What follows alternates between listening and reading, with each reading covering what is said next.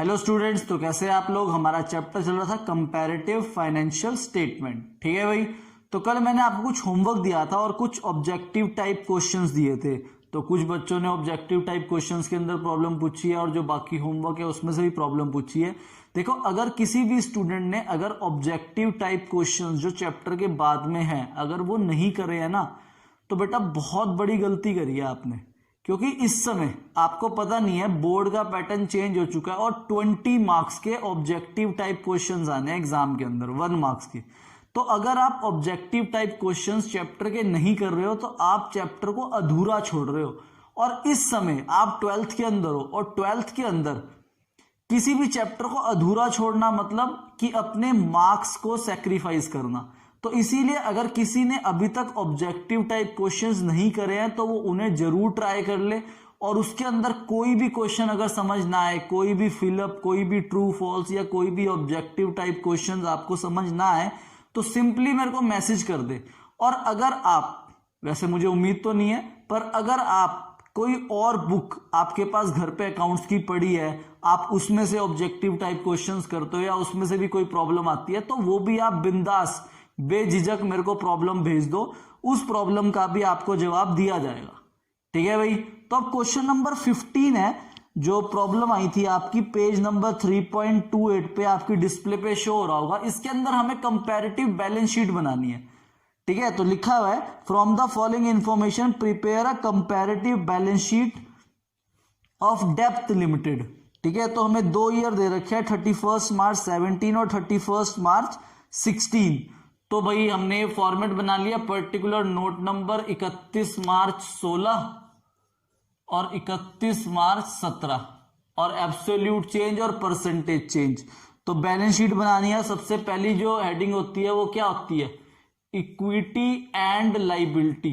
तो ये equity and liability डालोगे, उसके अंदर पहली हेडिंग आएगी शेयर होल्डर फंड। और उसके अंदर 2 आते हैं शेयर होल्डर फंड के अंदर, शेयर कैपिटल और रिजर्व एंड सरप्लस। तो शेयर कैपिटल भी है आपके पास और रिजर्व एंड सरप्लस भी है। तो शेयर कैपिटल और रिजर्व एंड सरप्लस रख दोगे आप, शेयर कैपिटल और रिजर्व एंड सरप्लस। तो उनकी फिगर आपको दे रखी है 25 लाख, 25 लाख और रिजर्व एंड सरप्लस 5 लाख और 6 लाख। ठीक है भाई, ये भी 25 लाख और ये भी 25 लाख और ये 5 लाख से 6 लाख हो गया। ठीक है भाई।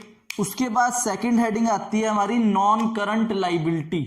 ये जो बी हेडिंग आती है इसके अंदर नॉन करंट लाइबिलिटी आती है। तो नॉन करंट लाइबिलिटी के अंदर 2 आते हैं, लॉन्ग टर्म बोरोविंग्स और लॉन्ग टर्म प्रोविजन। तो आपके पास लॉन्ग टर्म लोन है, ठीक है, और लॉन्ग टर्म प्रोविजन तो है नहीं, तो आप लॉन्ग टर्म बोरोइंग के अंदर लॉन्ग टर्म लोन ही लिख दोगे। ठीक है, तो आपके पास एक ही है इसके अंदर लॉन्ग टर्म लोन। देखो, अगर ये long term loan and advances होता ना तो ये एसेट बनती। अगर सिंपल लोन पे रोक दिया तो ये लाइबिलिटी है, अगर लोन्स एंड एडवांसेस वर्ड आएगा तो ये एसेट बनेगी। मतलब एंड एडवांसेस साथ में जुड़ा होगा तो एसेट है, वरना क्या है, ये लाइबिलिटी है। तो लॉन्ग टर्म बोरोइंग्स में आपके पास लॉन्ग टर्म लोन है 15 लाख और 15 लाख। तो 15 लाख यहां पे रख दिया और 15 लाख यहां पर रख दिया। इसके अंदर दूसरी हेडिंग लॉन्ग टर्म प्रोविजन होती है, वो नहीं है, तो हम तीसरी हेडिंग लिखेंगे करंट लाइबिलिटी। और करंट लाइबिलिटी के अंदर आपके पास है ट्रेड पेबल, सिर्फ ट्रेड पेबल है, तो आप ट्रेड पेबल रखोगे यहां पर। और ट्रेड पेबल आपको दे रखे हैं 5 लाख और 5,50,000। ठीक है भाई, 5 लाख और 5,50,000। ठीक है, इधर टोटल कर दोगे बैलेंस शीट का, लाइबिलिटी साइड का टोटल करते हैं तो 25 और 5 30, 40 और 5 45 और 5 50 लाख आ गया इधर का टोटल, 50 लाख। इधर का टोटल करते हैं 25 और 6 31, 31 और 5 36 और 10 46, 46 और 5 51,50,000। ठीक है, यहां तो डैश आ जाएगा, परसेंटेज भी डैश, ये 1 लाख हो गया, और 1 लाख डिवाइड बाय 5 करोगे तो 1 डिवाइड बाय 5 करा तो ये परसेंटेज आ गई 20% आ गई आपकी। ठीक है, तो रिजर्व एंड सरप्लस की परसेंट आ गई 20%। ये भी डैश रहेगा, ये 50,000 आ गया तो ये 10% हो गया। फिर यहां पर आ जाएगा 1,50,000 और यहां पे परसेंटेज आ जाएगी 1,50,000 डिवाइड बाय 50 लाख, तो ये 3% आ गया। ठीक है, उसके बाद आप एसेट्स हेडिंग डालोगे। एसेट के अंदर सबसे पहली हेडिंग आएगी नॉन करंट एसेट, उसके अंदर फिक्स एसेट है। ठीक है, उसके बाद इन्वेस्टमेंट दे रखी है आपको, तो ये नॉन करंट इन्वेस्टमेंट है। अगर क्वेश्चन कुछ ना बोले तो ये कौन सी इन्वेस्टमेंट होती है? Non current investment. ठीक है भाई, तो ये लाइबिलिटी साइड हो गई। अब एसेट साइड बना लेते हैं, या आप लोग बना ही लोगे, मैं बता देता हूं आपको। ठीक है भाई, नॉन करंट यहां पे आप लिखोगे सेकंड हेडिंग एसेट्स, और उसके अंदर पहली हेडिंग आएगी नॉन करंट एसेट, और उसके अंदर आएगा फिक्स्ड एसेट। ठीक है, तो फिक्स्ड एसेट आपको दे रखी है 30 लाख और 36 लाख, तो ये हो जाएगा 30 लाख और 36 लाख। तो यहां पे आ जाएगा डिफरेंस इसका 6 लाख, और परसेंटेज आ जाएगी 6 डिवाइड बाय 30, 6 डिवाइड बाय 30, तो ये परसेंटेज आ गई 20%। ठीक है, तो ये 20% आ गई। उसके बाद आपको नॉन करंट इन्वेस्टमेंट दे रखी है 5 लाख 5 लाख, तो इन्वेस्टमेंट आप नॉन करंट इन्वेस्टमेंट ही है, वो यहां पे भी 5 लाख है और यहां पे भी 5 लाख है, तो ये डैश हो जाएगा। उसके बाद आपके पास और तो कोई नॉन करंट एसेट नहीं है, फिर आप करंट एसेट डालोगे। करंट एसेट के अंदर आपके पास है इन्वेंट्री, 7 लाख से 4 लाख हुई है, तो ये माइनस का 3 लाख आएगा यहाँ। ठीक है, क्योंकि पहले कितनी है 7 लाख और अब कितनी हो गई 4 लाख, तो ये माइनस का 3 लाख हो गया। तो 3/7 करोगे तो ये परसेंटेज माइनस में आएगी आपकी 75%। ठीक है, जो आपके पास नॉन करंट इन्वेस्टमेंट के अंदर इन्वेंट्री दे रखी है, ये 7 लाख से 4 लाख हुई है, मतलब 7 माइनस 4, सॉरी प्लस का 3 लाख आएगा, गलत बोल दिया मैंने। 7 लाख और 4 लाख लिख के देखते हैं। ठीक है, यहां पर जो है आप दूसरी हेडिंग डालोगे, ऊपर लिख रहा हूं मैं रब करके, पता नहीं मैं भी बड़ा कंफ्यूज सा हूं आज, पता नहीं क्यों। ये तो आपने उतार लिया होगा लाइबिलिटी वाला, अब एसेट्स का बना रहा हूं मैं, मतलब आप तो नीचे ही कंटिन्यू करोगे, मैं ऊपर बना रहा हूं। ठीक है भाई, तो आप बी हेडिंग डालोगे और उस पर लिखोगे करंट एसेट्स, और उसमें पहली आ जाएगी इन्वेंट्री। इन्वेंट्री आपके पास प्रीवियस ईयर 7 है और इस साल 4 लाख हो गई, तो 7 लाख और यहां पर 4 लाख है, तो 4 माइनस 7, तो ये 3 लाख माइनस का ही आएगा। ठीक है, तो परसेंटेज 7 लाख पे निकलेगी, तो 3 डिवाइड बाय 7, तो परसेंटेज आ गई 42.86%, और वो भी ब्रैकेट में। ठीक है, उसके बाद इन्वेंट्री के बाद ट्रेड रिसीवेबल और कैश एंड कैश इक्विवेलेंट है। ट्रेड रिसीवेबल और कैश एंड कैश इक्विवेलेंट, तो ट्रेड रिसीवेबल आपको दे रखे हैं 5 लाख और 6 लाख, तो 5 लाख और 6 लाख, तो ये 1 लाख आ गया डिफरेंस, और परसेंटेज 20% आ जाएगी। ठीक है, उसके बाद कैश एंड कैश इक्विवेलेंट दे रखा है 3 लाख और 50,000, तो ये 3 लाख से 50,000 हो गया, तो ये माइनस का 2,50,000 आएगा, और फिर परसेंटेज निकालोगे आप 2,50,000 डिवाइड बाय 3 लाख, तो 83.33% आएगा। और जब आप टोटल करोगे तो एसेट साइड का टोटल यही 30 + 5 35 और 7 42, 42 और 8 50 लाख, और इधर का सम करोगे तो वही 51,50,000 आ जाएगा। ठीक है भाई, तो ये क्वेश्चन नंबर 15 थी प्रॉब्लम। पता नहीं क्यों आई ये प्रॉब्लम, पर जब आ गई तो सॉल्व करवा दिया। नोट कर लो इसे ध्यान से। ठीक है, तो होप आप लोगों को समझ आ गया होगा। क्वेश्चन नंबर 15 बहुत इजी है ये, मतलब बैलेंस शीट की एसेट और लायबिलिटी की फिगर्स दे रखी है, वो हमने पुट करा और आंसर निकाल लिया। पता नहीं क्यों आई थी ये प्रॉब्लम, आई क्वेश्चन नंबर 15। पर कोई बात नहीं, आपको जो भी प्रॉब्लम आ रही है आप मुझे लिख के भेजो, क्योंकि मैं पूरी कोशिश करूंगा कि आपको जरा सी भी दिक्कत ना आए अकाउंट्स के अंदर। कोई भी डाउट है, कोई भी दिक्कत आ रही है, आप मेरे को व्हाट्सएप पे मैसेज कर दो, होमवर्क डन के साथ अपनी प्रॉब्लम लिख के भेज दो ग्रुप के अंदर, आपको प्रॉब्लम का जवाब जरूर मिलेगा। ठीक है स्टूडेंट्स, बस मेरी एक शर्त है कि होमवर्क 9 बजे से पहले कर लो और अपनी प्रॉब्लम 9 बजे से पहले भेज दो मुझे। ठीक है भाई, और अगर किसी स्टूडेंट ने घर पे आना है तो हफ्ते में वो एक दिन घर पे प्रॉब्लम लेने भी आ सकता है, मुझसे कांटेक्ट करो, उसे एड्रेस बता दिया जाएगा और टाइम भी बता दिया जाएगा। बिल्कुल भी घबराने की बात नहीं है, आप लोगों की 12th क्लास है और बोर्ड है आप लोगों के। ठीक है स्टूडेंट्स, तो क्वेश्चन 15 के बाद 25 आई थी प्रॉब्लम, तो क्वेश्चन 25 पे आते हैं। इसके अंदर हमें स्टेटमेंट ऑफ पीएल बनाना है। ठीक है भाई, तो 2 साल है, 31 मार्च 17 और 31 मार्च 16, तो फॉर्मेट तो यही है। अब हमें कंपैरेटिव स्टेटमेंट ऑफ पीएल बनाना है। सबसे पहले रिवेन्यू फ्रॉम ऑपरेशन दे रखा है। अब revenue from operation 150% of material consumed है, मतलब यहां पे हम सबसे पहले जो रिवेन्यू फ्रॉम ऑपरेशन रखते हैं वो कह रहे हैं 150% ऑफ मटेरियल कंज्यूम्ड। तो मटेरियल कंज्यूम्ड हमें 20 लाख दे रखा है। अब 20 लाख का 150% करते हो तो 20 लाख इंटू 150/100 करोगे तो 30 लाख आ जाएगा। तो हमारे पास 31 मार्च 17 का तो आ गया 30 लाख। समझ गए ना आप ये 30 लाख कैसे आया? 20 लाख इंटू 150/100 कर दिया।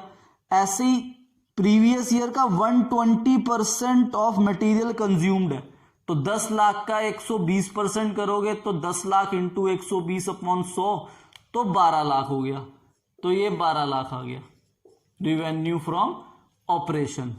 ठीक है भाई, उसके बाद मटेरियल कंज्यूम्ड है, अदर एक्सपेंस और इनकम टैक्स है। तो जो सेकंड आती है हमारी अदर इनकम, वो तो क्वेश्चन में है ही नहीं। ठीक है, तो टोटल रिवेन्यू हमारे पास हो गई 12 लाख और इधर 30 लाख। ठीक है भाई, उसके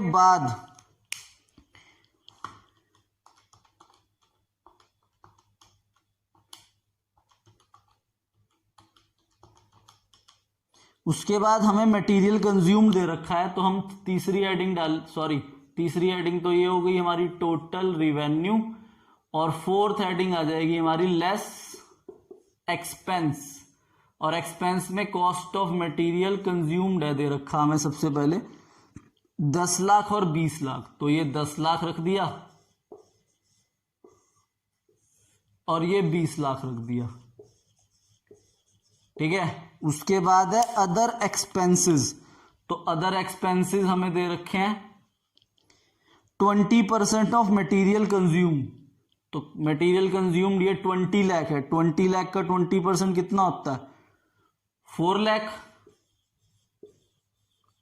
ठीक है, और इसका दे रखा है 10% ऑफ मटेरियल कंज्यूम, तो 10 लाख का 10% कितना हो गया 1 लाख। ठीक है, अब टोटल कर देंगे तो ये टोटल एक्सपेंस आ गया आपका, ये हो गया 11 लाख और ये हो गया 24 लाख। तो अब आप निकाल लोगे यहां पे 5th point, profit before tax, 3rd minus 4th, तो 12 माइनस 11 ये हो गया 1 लाख, और 30 माइनस 24 तो ये हो गया 6 लाख। अब टैक्स दे रखा है आपको, टैक्स है 40%, तो 1 लाख का 40% 40,000 यहां से माइनस। ठीक है, और 6 लाख का 40% 2,40,000 इसमें से माइनस। तो हमारा नेट प्रॉफिट बिफोर टैक्स आ जाएगा ये 60,000 और ये आ जाएगा 3,60,000। और डिफरेंस करके आप परसेंटेज निकालनी आपको आती है, तो 30 माइनस 12 ये हो जाएगा 18 लाख, और ये 30 minus 12 18 lakh, 20 minus 10 10 lakh, 4 minus 1 3 lakh, 24 lakh minus 11 lakh तो 13 lakh, 6 lakh minus 1 lakh 5 lakh, 240 minus minus 40 तो ये ऐड हो जाएगा, माइनस का 240 माइनस माइनस तो ये 2 लाख आ जाएगा। डिफरेंस ब्रैकेट में क्या आ जाएगा 2 लाख माइनस का, क्योंकि 2,40,000 माइनस का है और माइनस माइनस 40 का तो ये तो प्लस हो गया, तो माइनस का 2,40,000 और प्लस का 40,000 तो ये प्लस माइनस का 2 लाख आएगा। यहाँ पे परसेंटेज आपको निकालनी आती है, ठीक है। तो ये क्वेश्चन 25 था। उसके बाद अगली प्रॉब्लम थी क्वेश्चन नंबर 30। तो क्वेश्चन नंबर 30 कर लेते हैं, इसे रब कर रहा हूं मैं। तो बहुत ध्यान से क्वेश्चन को समझो, ठीक है भाई। उनकी परसेंटेज को देखो किस पे निकालने की बात कर रहा है, ठीक है। अब क्वेश्चन नंबर 30 के अंदर हमें रिवेन्यू फ्रॉम ऑपरेशन दे रखी है 18 लाख और 24 लाख। तो ये हमने 18 लाख और 24 लाख रख दिया, ठीक है भाई। उसके बाद है हमारे पास other income percentage of revenue from operation. तो 18 लाख का 25% है, 18 लाख का 25% होता है 4,50,000 तो ये 4,50,000 आ गया। और ये है 15% तो 24 लाख का 15% करा तो ये 3,60,000 आ गया, ठीक है भाई। तो अब टोटल रिवेन्यू कर देंगे, 18 और 4 हो गया 22,50,000 और ये 24 और 3 27,60,000, ठीक है भाई। उसके बाद आएंगे लेस एक्सपेंसेस। एक्सपेंसेस में आपको एक्सपेंस सीधा ही दे रखे हैं 60% रिवेन्यू फ्रॉम ऑपरेशन और 50% रिवेन्यू फ्रॉम ऑपरेशन। तो ये 50% है, तो ये तो 9 लाख हो गया। रिवेन्यू फ्रॉम ऑपरेशन 18 लाख, उसका 50%। और ये 24 लाख है, 24 लाख का 60% तो ये 14,40,000 हो गया, ठीक है। तो कॉस्ट ये लेस एक्सपेंसेस है, तो आप इसमें से सीधा माइनस करोगे तो आपका प्रॉफिट बिफोर टैक्स आ जाएगा सीधा ही। तो 22,50,000 माइनस 9 लाख तो आ गया 13,50,000 प्रॉफिट बिफोर टैक्स। और ये आ गया 27,60,000 माइनस 14,40,000 तो 13,20,000 आ गया, ठीक है। उसके बाद आप लेस करोगे टैक्स, टैक्स 40% है तो 13,50,000 का 40% 5,40,000 और 13,20,000 का 40% 5,28,000, ठीक है भाई। माइनस करो तो ये 13,50,000 माइनस 5,40,000 तो आ गया 8,10,000 तो ये 8,10,000 आ गया। और ये आ गया 13,20,000 माइनस 528 तो 7,92,000 ये प्रॉफिट आफ्टर टैक्स आ गया। परसेंटेज आपको निकालनी आती है, 24 माइनस 18 ऐसे करके परसेंटेज आ जाएगी। तो ये प्रॉब्लम थी आपकी क्वेश्चन नंबर 30। अब ना कुछ प्रॉब्लम आई थी ऑब्जेक्टिव टाइप क्वेश्चंस के अंदर, तो मैं ऑब्जेक्टिव टाइप क्वेश्चन समझा रहा हूं तो वो डिस्प्ले पे मैं शो नहीं कर पाऊंगा, तो इसीलिए मैं उनको रीड कर रहा हूं, तो बहुत ध्यान से सुनना उसे, ठीक है भाई। तो एक प्रॉब्लम आई थी क्वेश्चन नंबर 5 ट्रू फॉल्स, ठीक है भाई। ट्रू फॉल्स की प्रॉब्लम आई थी क्वेश्चन नंबर 5। कह रहे increase in operating expense result in decrease in gross profit. तो मुझे ये समझाना है, तो उसके लिए ना मैं आपको 11th में लेके जा रहा हूं। 11th के अंदर ना हमने फॉर्मूला पढ़ा था, ट्रेडिंग पीएल और बैलेंस शीट निकाल ली थी ना, ट्रेडिंग अकाउंट पीएल अकाउंट और बैलेंस शीट। तो ये रब कर रहा हूं मैं, ये आपने नोट कर लिया होगा हो। तो अब जरा ध्यान से समझ लेना, कि भाई मैं 11th क्लास की बात कर रहा हूं आपसे, क्योंकि 11th में बच्चा ढंग से पढ़ता ही नहीं है, उसे याद ही नहीं रहता फॉर्मूले वगैरह। तो जरा मैं आपको समझा रहा हूं। तो सबसे पहले ना ग्रॉस प्रॉफिट आता है। तो ग्रॉस प्रॉफिट निकालने का जो फॉर्मूला होता है ना, वो होता है नेट सेल। नेट सेल का मतलब नेट रिवेन्यू फ्रॉम ऑपरेशन, मतलब सेल माइनस सेल रिटर्न में से आप माइनस करते हो कॉस्ट, मतलब सेल में से आप कॉस्ट माइनस करते हो तो ग्रॉस प्रॉफिट आता है। क्या इसके फॉर्मूले में ऑपरेटिंग एक्सपेंस की बात हुई? क्योंकि ग्रॉस प्रॉफिट जो निकलता है ना, वो डायरेक्ट एक्सपेंसेस से निकलता है। सबसे पहले डायरेक्ट एक्सपेंसेस आते हैं, उसके बाद ऑपरेटिंग एक्सपेंसेस आते हैं, उसके बाद नॉन ऑपरेटिंग एक्सपेंस आते हैं। ठीक है, तो डायरेक्ट एक्सपेंस माइनस करने के बाद जो हमारी फिगर आती है वो ग्रॉस प्रॉफिट आती है। उसके बाद आप ऑपरेटिंग एक्सपेंस माइनस करते हो ग्रॉस प्रॉफिट में से, तो हमारे पास ऑपरेटिंग प्रॉफिट आता है। और उसके बाद आप नॉन ऑपरेटिंग एक्सपेंस माइनस करते हो तो जाके नेट प्रॉफिट आता है। तो ये 3 प्रॉफिट निकलते हैं। मतलब सबसे पहले जो ग्रॉस प्रॉफिट आता है उसका लेना देना सिर्फ डायरेक्ट एक्सपेंसेस से होता है। डायरेक्ट एक्सपेंसेस कौन कौन से होते हैं? वो एक्सपेंस जो मैन्युफैक्चरिंग करते हुए लगते हैं। ठीक है, जैसे वेजेस, मैन्युफैक्चरिंग एक्सपेंस, ये सब हमारे डायरेक्ट एक्सपेंस होते हैं। उसके बाद ग्रॉस प्रॉफिट निकालने के बाद अगर हमें ऑपरेटिंग प्रॉफिट निकालना होता है तो हम ऑपरेटिंग एक्सपेंस माइनस और ऑपरेटिंग इनकम ऐड करते हैं, तब जाके हमारा ऑपरेटिंग प्रॉफिट आता है। उसके बाद फिर बचे हुए नॉन ऑपरेटिंग एक्सपेंस और non operating income add less करते हैं तो हमारा नेट प्रॉफिट होता है। तो ये आपको ट्रू फॉल्स कह रहा है कि अगर हम ऑपरेटिंग एक्सपेंस को इंक्रीज कर देंगे तो क्या बताओ ग्रॉस प्रॉफिट पे फर्क पड़ेगा? बिल्कुल भी नहीं पड़ेगा, क्योंकि ऑपरेटिंग एक्सपेंस से पहले ही ग्रॉस प्रॉफिट आ जाता है। ग्रॉस प्रॉफिट के बाद में ऑपरेटिंग एक्सपेंसेस को ऐड लेस करा जाता है। तो चाहे आप ऑपरेटिंग एक्सपेंस को इंक्रीज कर दो या डिक्रीज कर दो, ग्रॉस प्रॉफिट तो आपका एज इट इज ही रहेगा, क्योंकि किस पे फर्क पड़ेगा? ऑपरेटिंग प्रॉफिट पे फर्क पड़ेगा। तो इसीलिए ये जो है फॉल्स है। Increase in operating expense result in decrease in gross profit. ठीक है भाई। अब अगला, decrease in operating expense result in increase in operating profit. ये बात बिल्कुल ठीक है कि अगर मैं ऑपरेटिंग एक्सपेंस को डिक्रीज कर दूं, ग्रॉस प्रॉफिट में से आप ऑपरेटिंग एक्सपेंस माइनस करोगे तो ऑपरेटिंग प्रॉफिट आएगा। अगर वो कह रहा है कि मैं ऑपरेटिंग एक्सपेंस की फिगर कम कर दूं, तो ऑब्वियस सी बात है आपका प्रॉफिट बढ़ जाएगा, क्योंकि ऑपरेटिंग प्रॉफिट सीधा किस पे डिपेंड है? ऑपरेटिंग एक्सपेंसेस पे डिपेंड है।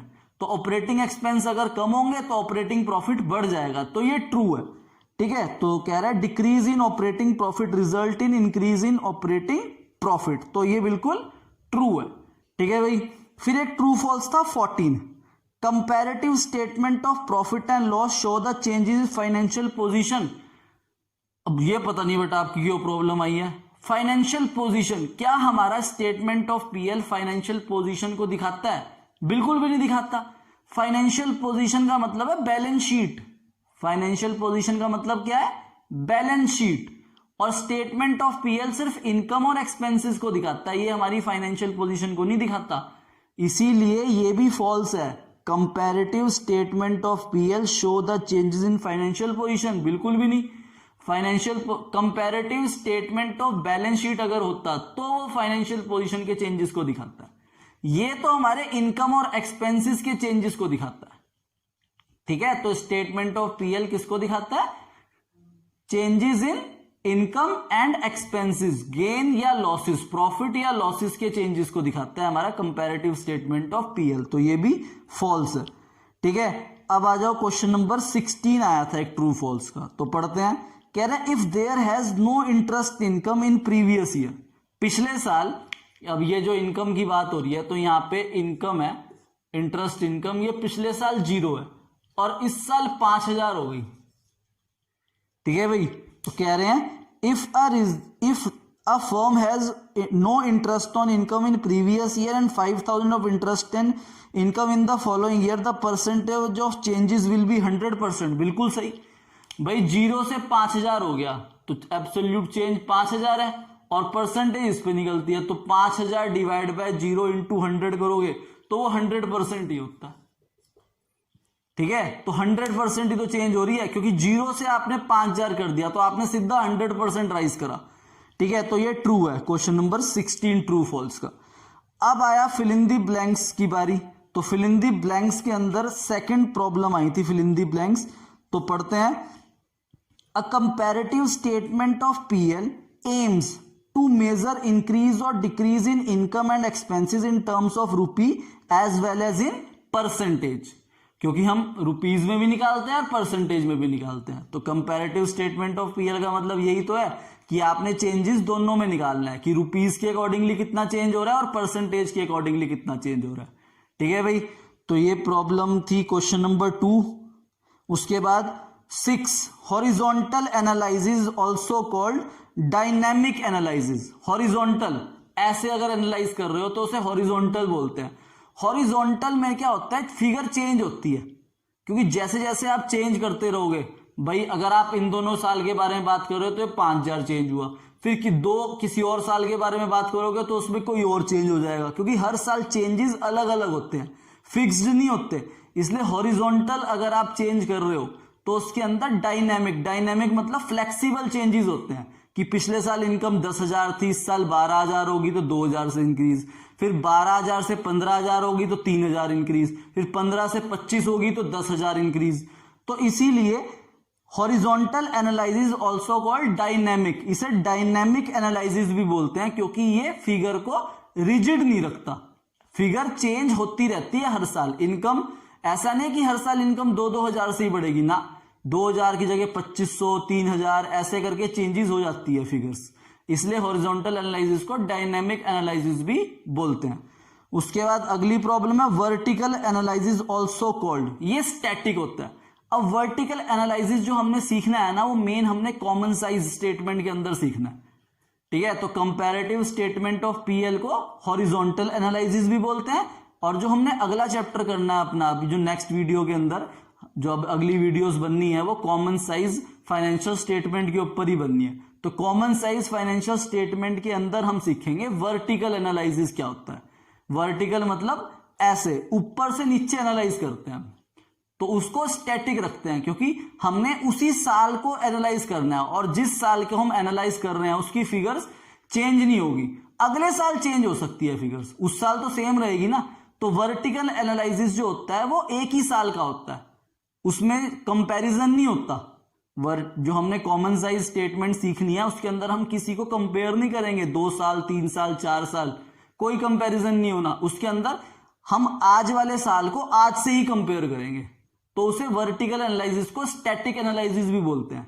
बाकी ज्यादा अच्छा आपको समझ आ जाएगा कि स्टैटिक एनालिसिस क्यों बोलते हैं, जब हम common size statement of PL का chapter, sorry common size statement of common size financial statement chapter को करेंगे।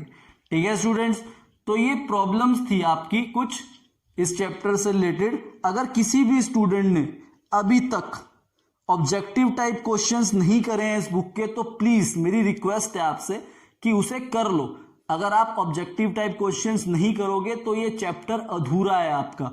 ठीक है भाई, और मेरी तरफ से चैप्टर अब 100% खत्म हो चुका है। बाकी कोई भी अगर प्रॉब्लम है, कोई भी डाउट है, तो वो आप मेरे से पूछ सकते हो। और बाकी इसके पेज नंबर 3.21 में वेरी शॉर्ट आंसर क्वेश्चन है, तो उन्हें रीड करना। अगर कोई भी क्वेश्चन आपको ना समझ आए तो मुझसे पूछ लेना।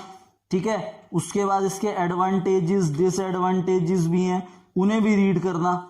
उसके बाद अगर आपको कोई भी एडवांटेजेस डिसएडवांटेजेस इंपॉर्टेंस वगैरह नहीं समझ आ रहा है तो आप मुझे सिंपली बता देना कि सर ये हेडिंग हमें समझ नहीं आई। ठीक है, क्योंकि मैं पूरे चैप्टर की थ्योरी तो एक्सप्लेन कर नहीं सकता। ठीक है, ओवरलुक बता सकता हूं, इसीलिए आप चैप्टर को डीपली रीड करो। कोई भी प्रॉब्लम आ रही है, कोई भी दिक्कत आ रही है तो मेरे से पूछो।